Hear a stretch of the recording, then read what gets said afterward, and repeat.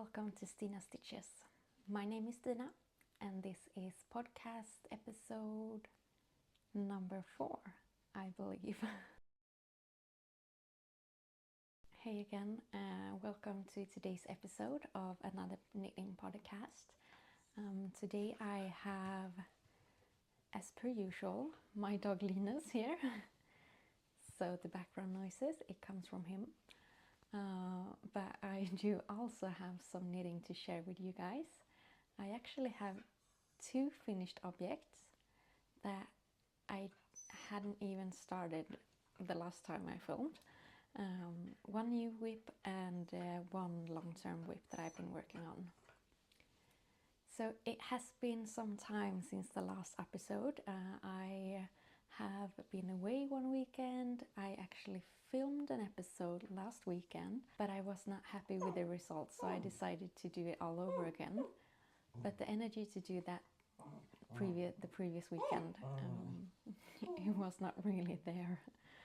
Linus, good boy. Yeah, you're a good boy. So since the last time I filmed, the spring vibes has really hit here in Gothenburg, Sweden. We have had some really warm, sunny, nice days, and that has for sure made my focus and my energies shift to what I want to knit and what I want to put my time and energy into. And one of those things are actually what I'm wearing today. So this is my first finished object for this podcast episode, and it is the Lonely Leftovers vest, a pattern by Wool and Beyond. And by the name, I'm judging that it was meant to be knit up with scraps and leftover yarns, but I did not have any suiting scraps for this project.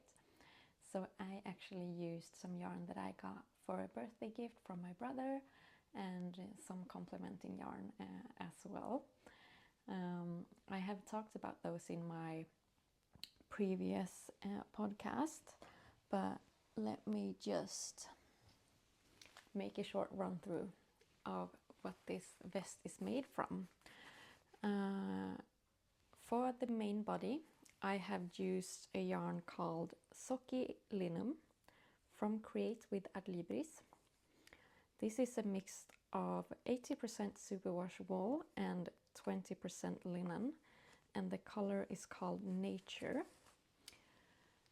And I held these double to get a similar gauge to Wool and Beyond, and I used a 6mm needle for this one for the body. And for my contrasting color, I used Drops Charisma, so a 100% wool yarn, and this color is called 86, Lovely Sage Green, as per usual. And for the details that I have used with this color, I used a needle number 3.5mm. I think actually the recommended needle size was 3mm, but I think I accidentally took the wrong size the first one. I were about to do one of the I-cords, so then I just continue with that. Yeah, I'm gonna peek on my notes to be able to give you some information about my project. And I think during the meantime I can clip in some video of me wearing the vest so you can see it a bit better. But first of all, I made the size small, and it was actually quite much smaller before I blocked it. I think that's usual when you do garter stitch, or it just feels like that grows a lot with the way of the water, and it's so squishy and meshed together before you block it, and then it kind of relaxes and it gets a bit longer and bigger, and yeah, just a theory, but that's what I think happened. And I was very pleased that it did grow a lot. I will see, I think I only took pictures with the cell phone in the mirror during very bad lighting conditions, but I can see if I have any. If I do, I will insert them here as well before blocking. But yeah, so I did some minor modifications while knitting this. As I mentioned, I accidentally used a bigger needle size for the I-cord, and because of that I thought my I-cord was like a bit too wide and it didn't look very neat, so I did 1 stitch less than what was recommended in the pattern. So let's say the I-cord were supposed to be 5 stitches, then I did 4 instead. That's not the correct numbers for the pattern, but just so you know what I'm saying. And then the only other thing that I changed was the bow tie. I think she did, it was like similar to I-cord, or like a mix up between I-cord and double knitting, to get a bit more of a flat wide string or cord or whatever. But when I got to that stage, I was so tired. I just wanted to be done with it, and I remember I was sitting in the sofa like late at night, and I was like, okay, I don't have the brain capacity to figure this out right now, so I will just do a regular I-cord, and I think that's very perfectly fine. I'm very happy with how it looks, and I'm very happy with the result of the vest. I'm very happy that it was so quick to do, so it was a very exciting project for me. I love that satisfaction when you see like, oh shit, I've already gotten this far and it's almost done. That suits my personality very good, which is weird for being a person who loves to knit, but anyhow. Yeah, I love the details of the I-cord, the different colors of the main body and the I-cord, the horizontal back panel. I think that's kind of a signature thing of Wool and Beyond. You see that in multiple of her patterns, and I think I showed that sometime as well in another podcast. But when doing this front section, you do a couple of short rows to I'm guessing to shape it to lean the right way when you wear it, so it's not just straight ahead, it's more suiting to the body, and those look really neat in garter stitch as well. So that's a nice detail that I enjoy very much. Yeah, I weighed my project when I was done with it to see okay, how much yarn in total did I use, and my vest weighs 370 grams. So I used about, this is my 4th skein of this one. They are 100 gram each, and it's quite a lot still there. And then I think I used 1 and just a tiny bit of the Drops Charisma. So if that's any just if that could be of any help, if you are about to knit this project and you are wondering how much yarn you will use. So for a size small, I used 370 gram in total. Yes. And I do also, as mentioned, have a second finished object, and this is also something that I had not started once I filmed the last episode.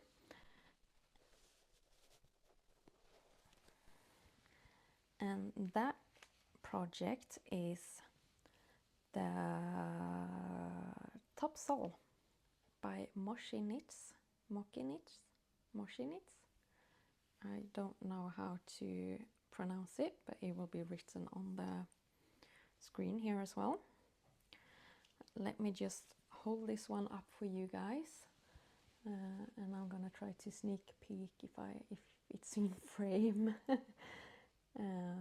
But it's also a vest, as you can see. It also has bow ties in the front. Perhaps we have a theme here of my knitting previously. But anyhow, this is the top sole, and it is a bit different than it was supposed to be from the pattern. And that, I would say, is mainly because when she wrote this pattern, and she stated that clearly in the pattern as well, that she has made this for a linen yarn, 100% linen yarn, and that lends a lot of stability, and it has totally different traits than the yarn that I used, because I used the All Seasons from Hjärtegarn, which is 50-50 between superwash merino and cotton. So a perfect summer yarn, but it's so soft and like drapey. I want to call it like flimsy. It doesn't have any stability at all. This one has about 170 meters per 50 gram, and the recommended needle size is 3.5, which was also the recommended needle size in the pattern and what I used to make this vest. But yeah, since the pattern was made for a very stable, like more structured yarn than I used, I found that I needed to make some adjustments to get this to work out for me in the way that I wanted it to look. First of all, the pattern does have like a ribbed edge for the armholes, and I had already decided that I wanted a different look. So I did a stockinette armhole edge that I then folded over and just knit down as I bound it off.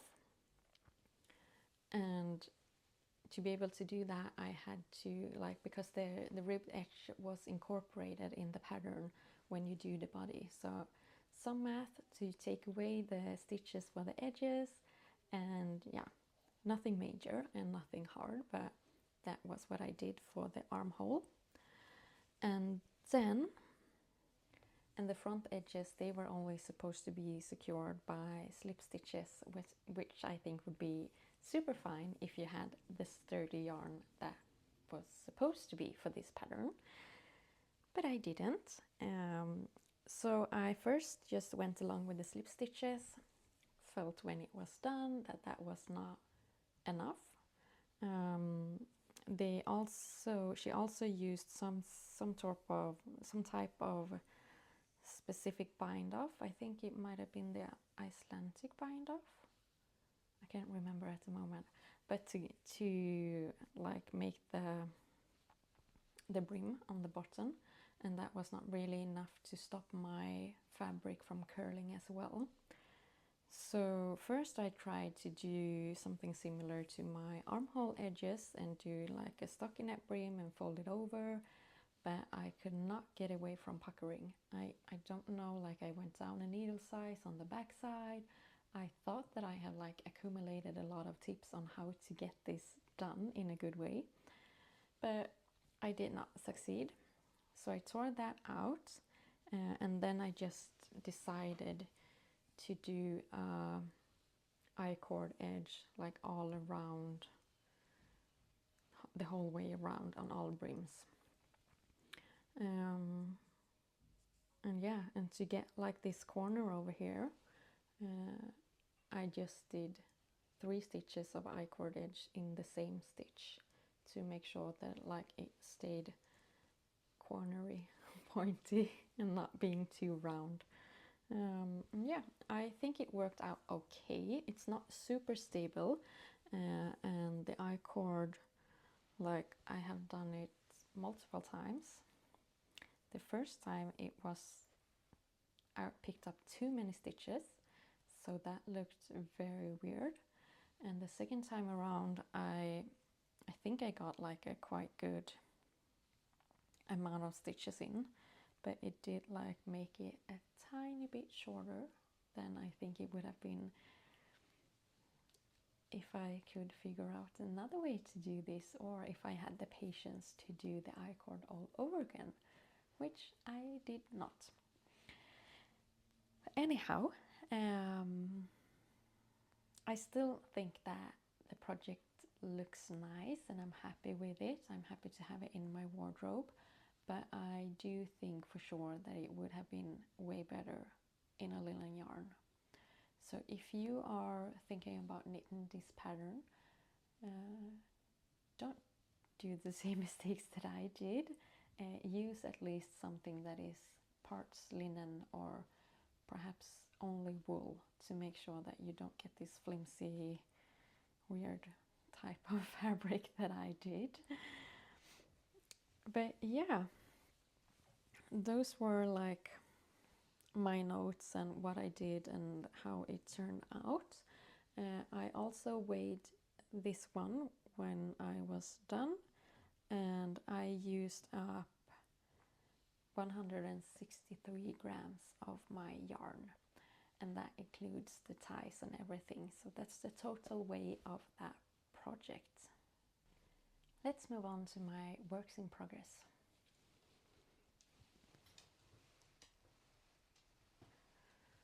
First, let's get this old boring one out of the way. I'm still working on my own t-shirt pattern. It hasn't gotten like a lot of attention. I think the vests, they did kind of like took all my focus, and I just really wanted to finish them, and I was way more excited about those. And also I forgot to mention, both of these vests, they took about a week to knit.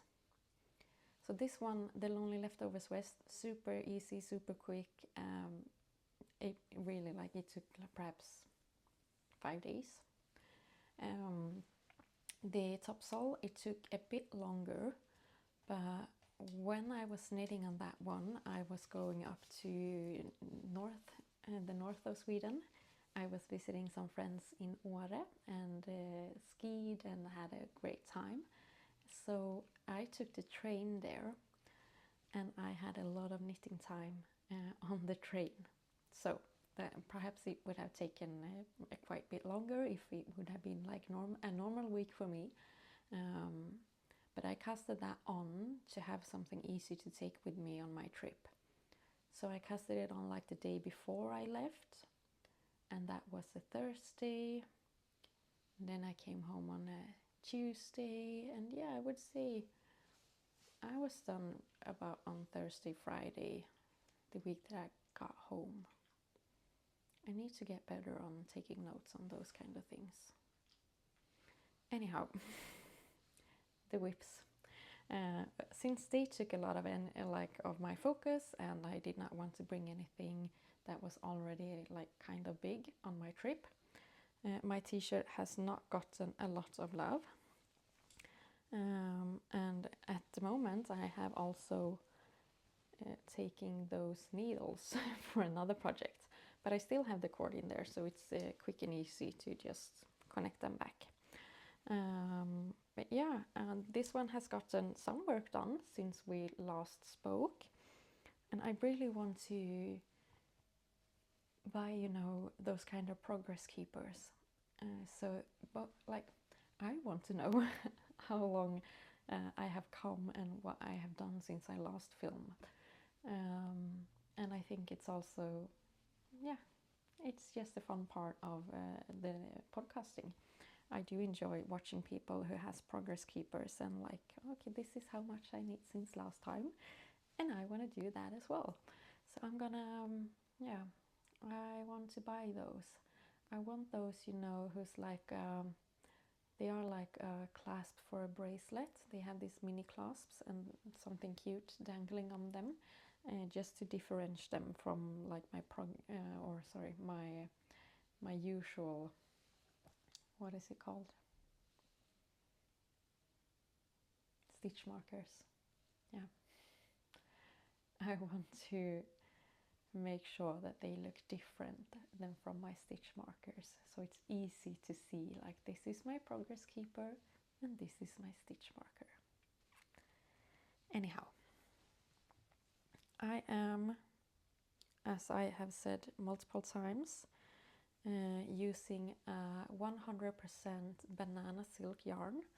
So I would assume that's a vegan silk yarn. It's very soft, has some sheen to it. I'm holding it double and knitting on a 4mm needle, and it is getting quite heavy.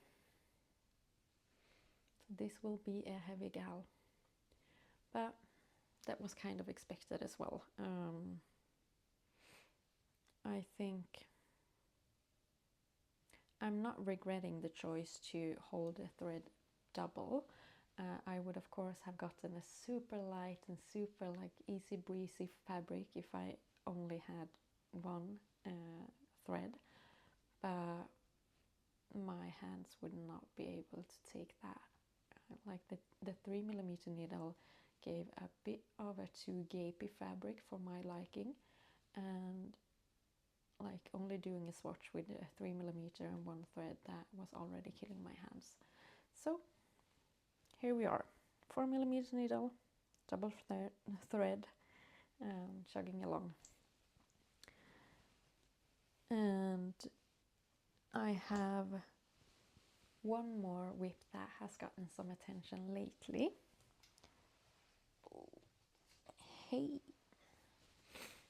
And this is where my 4mm needles are at the moment.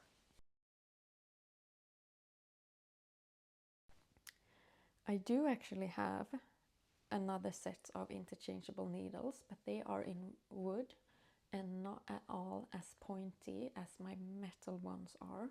So when I'm using both of these yarns, I really want that pointy edge because it makes it a way more easier for me to knit. Both of these yarns are quite like prone to splitting, and having a dull needle, I don't like it. So I think I need to invest in like to have a double pair of each of these metal needles of the sizes that I use the most. I think that would be making my life a bit more easy. And by the way, the metal needles that I do use, they are the Knit Pro Mindful collection. So you know, the blue cases with like the mandalas, and yeah, it's like their yoga and mindful collection, that or yoga and mindful inspired collection. And I do have those in minis as well. I think they are very good. They are very pointy. I love that. I knit very close to the points, so I love the long taper.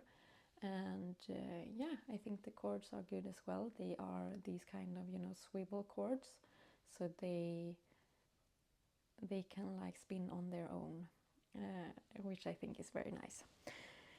Anyhow, back to the topic. This is where my 4mm needles are at the moment, and this is in a super awkward stage. But this is going to be a sweatshirt. And I have mentioned before that this was my aim with this yarn all along, so I'm just very happy to have like gotten started.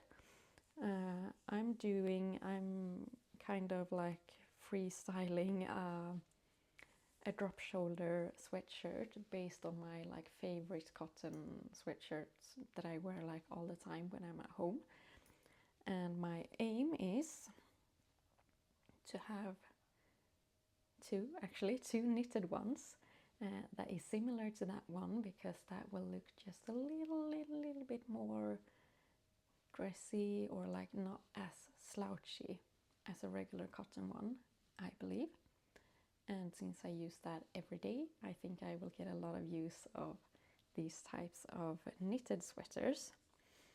And this is knitted up also with a hjärtegarn, and this one is called merino cotton, so it's also a 50-50 between cotton and superwash merino. but it's a little bit thicker than the white one that I used for the vest. So in this one you get 120 meters per 50 gram. I'm using the color black, and the number is color 500. Yeah, not really much to say about it. I'm soon reaching the point where I can connect the fronts to have like a proper sweater neckline. Now I'm working the right front shoulder separately and doing some increases. In the back I did drop shoulder with the increases. So I have 3 stitches here in between to get that kind of seam looking, and I just think that that gives a lot of like stability and sturdiness to the project that I really enjoy. And yeah, not really much more to say about this. It will like chug along, and I will try to find like what I want and how I want to do things as I go. Hopefully, I know this is super crazy and super ambitious, but hopefully I will be able to write a pattern, and we don't need more sweater patterns. There are already so many out there, but I kind of like the idea of this one being a all year around sweater. So it's not like wool, it's not only summer fabric. I think that I will be able to use this all year around, and I just think that that is something that I'm trying to find in sweater patterns out there, and I'm having a hard time doing so. And as I just realized, it's not super easy to just like substitute the yarn that you are using. If a pattern is meant for one type of yarn, then it might be good to keep to like something similar. I don't know, we will see. Anyhow, I'm super excited for this one, and I'm super excited to have that in my wardrobe, and I think I'm gonna get a lot of use out of it. So that's very nice. Hopefully it will turn out as I imagine. We will see.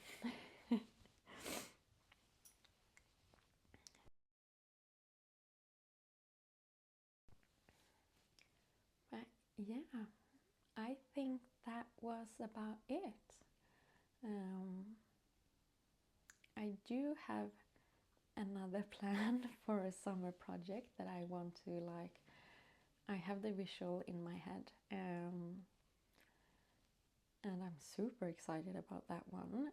I think I just need to buy some yarn first to be able to, of course, like make some gauge swatches and start that off. My main trouble is that I cannot decide on the color that I want to make this in. I'm thinking of using like something like the drop spell, or you know, the mix of cotton and linen, but like one part of me wants to just make it in a neutral, like light beige, because I think that would like show it off quite good.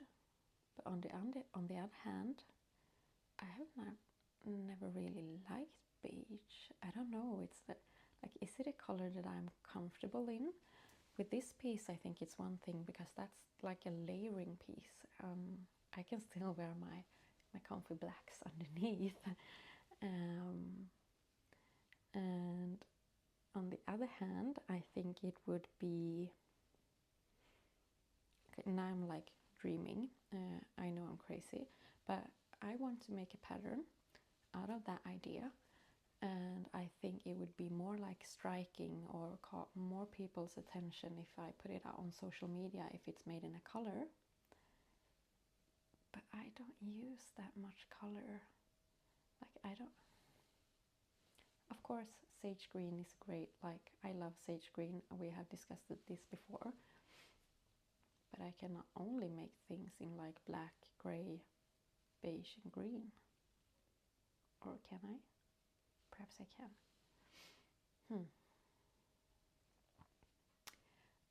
have to do some thinking about that. And I did actually also get, like from another close friend of mine, I got a gift card for a store where I can buy yarn. So I need to get down to that store as well and see what they have in store, and if there's anything that perhaps I can use for this project that I have in mind, or if it's anything that at least like gives me some inspiration for what to choose, what colors to use. Yeah. Oh, and I did actually also made a small tiny amount of progress on my crochet project as well. Let me grab those.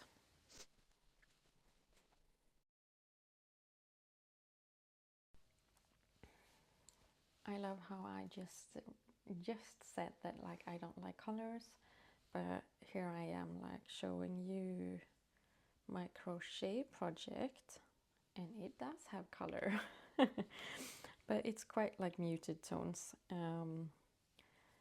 I mentioned in one of my previous episodes as well that I want to do a granny square crochet dress. So I have just made a few more squares for that. I am keeping to a quite like neutral color palette, even though everyone has at least has 3 colors in it. But the plan is to then like join them together with black, so that will be like my main color in a way. Yeah, I have plenty to go to be able to like even get similar to something that could be called a dress, but this is just something that I like. I do it when my hands are tired of knitting, but I still want to do something with my hands. So not super often, but it got some progress at least. And with that, I think I have mentioned everything. If you have sticking around, thank you so much for hanging out with me. Thank you for watching this episode, and if you enjoy it, I would love it if you would stay here with us and subscribe, and yeah, then I would see you in the next episode, and that will be super great. Otherwise, I wish you a great rest of your day and happy creating. Bye.